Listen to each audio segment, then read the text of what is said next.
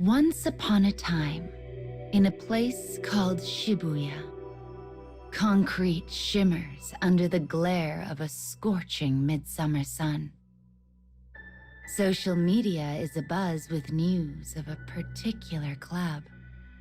This group, comprised of young people, invites their peers to participate in planned mass suicides. Giant television screens, symbols of the area, display a non-stop feed of news related to the group. Atop a nearby building stands a man and a woman dressed in black. They gaze at the hustle and bustle of the city below. One of them, the woman, looks quizzically at the man next to her and poses a question. Why do we look like this if we're in Shibuya? Weren't we just in mementos? She leans over, quietly observing every corner of the metropolis below. Suddenly, a voice rings out behind them. Wait, just stop and think for a moment. The man and woman turn around to find a girl dressed in a high school uniform. Out of breath, she looks at the black-clad pair with wide, worried eyes. "Please don't do this," she blurts out. "You don't have to die. No matter what horrible things have happened, I know you have a reason to live. So let's just talk, okay?" There is desperation in the girl's voice as the words gush forth. The roof of the building is the perfect place from which to jump. The pair regarded the girl with suspicion at first, but now realize her misunderstanding. The woman keeps a distance from the girl as she turns to the man.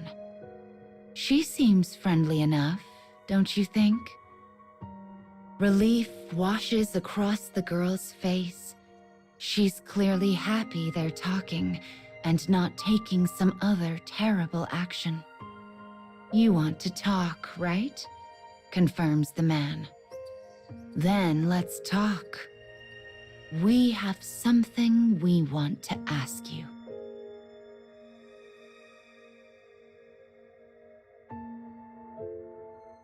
The high school girl and suspicious-looking duo make for an odd trio indeed.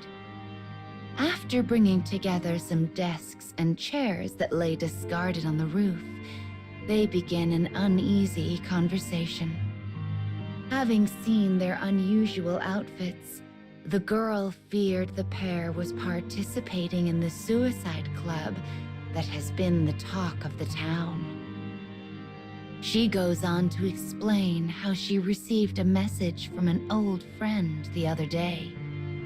A friend who is now a member of the club. The girl's reeling head is filled with a single thought: finding her friend and ensuring she lives. The man and woman, however, seem unaware of the club's existence. Now that the girl realizes they do not intend themselves harm, relief washes over her like a wave. Having heard her tale, the woman leans in and speaks.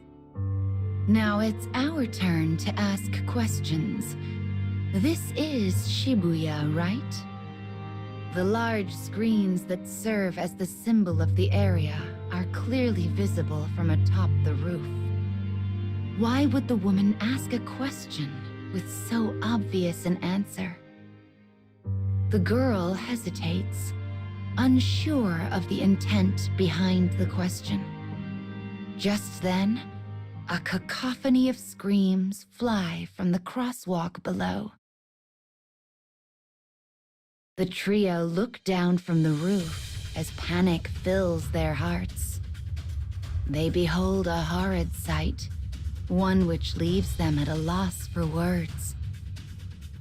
Young people are gathered on the roof of another building, poised to leap. And in the center, the girl spies her childhood friend. She has taken the lead, and the rest seem keen to follow. There isn't time to save her. It is impossible. And yet, she will try. As the girl thrusts her hand into the air, the world shifts. Space collapses. Scenery crumbles. The girl is overwhelmed by a vertigo so powerful, it threatens to steal away the memory of her very name. The man and woman take a wary step back. They have seen this phenomenon before. Oh yes, they know it very well. Disregarding their companion's panic, they exchange the briefest of glances. The woman then speaks. Feels like we just infiltrated a palace, doesn't it?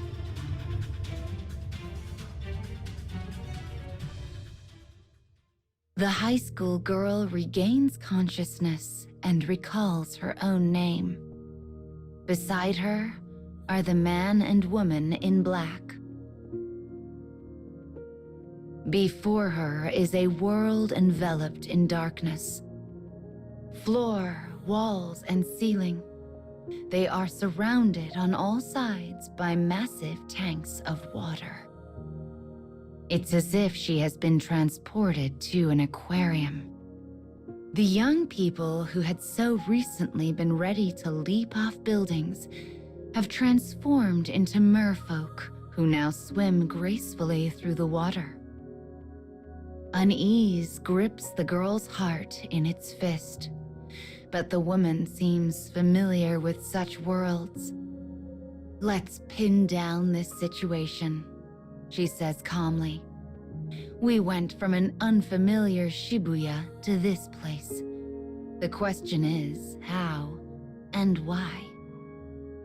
The man in black says nothing, preferring to calmly observe the situation.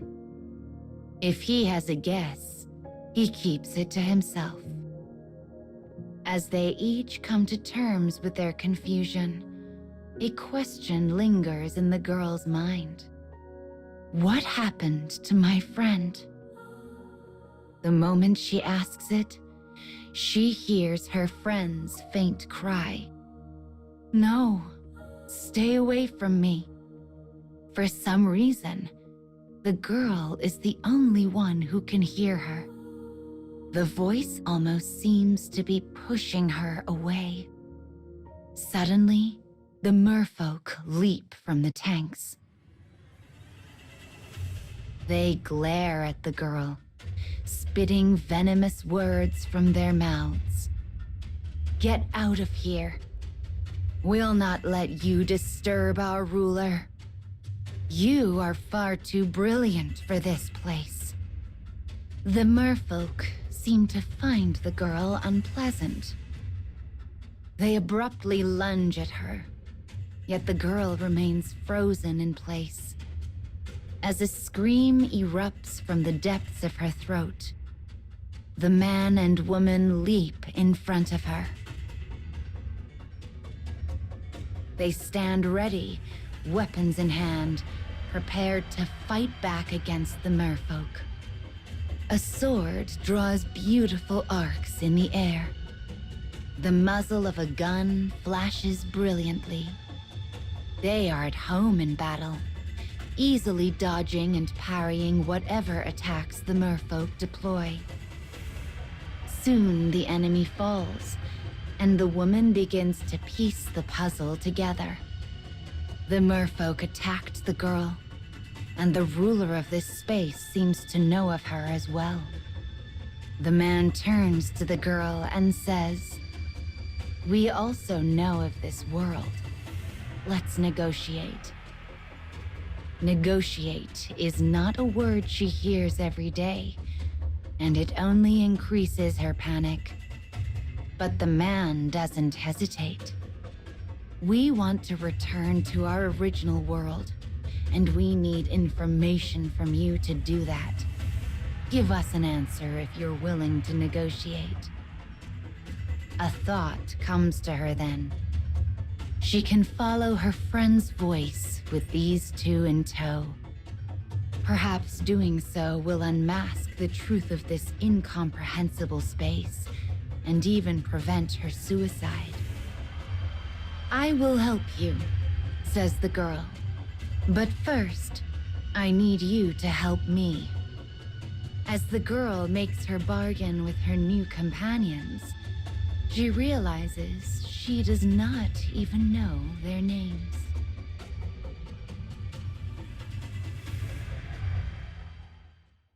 The high school girl and the pair clad in black weave through the merfolk's obstacles as they follow the voice of a missing friend. In the depths of this space, they find a round, pearl-like object resting within a clamshell. And to its side is a beautiful mermaid with tears streaming down her face. But the new form does not fool this girl. This is her friend. She is alive. With all her heart, the girl begins her plea. Please, you don't have to die. You can still change your mind. You're not the only one whose life has been difficult. She then begins to tell of her own past hardships. After her parents divorced, her days were lived hand to mouth. Her father began to suffer from a severe mental illness. Her reality became one of despair, yet while she often found herself wishing for release, she had never been able to take decisive action. But now, in her desperation to save her friend, the girl lays bare all her old wounds. Yet her friend is unmoved. This is a world for those who choose death. Those swimming in the tanks are people who were unable to overcome their despair. You are strong of heart. You do not belong here. Why did you come to this place? Her friend speaks in an anguished tone. Suddenly, she begins to grow and swell. Before the girl knows it, she is staring at the gaping maw of an enormous monster. The man and woman ready themselves.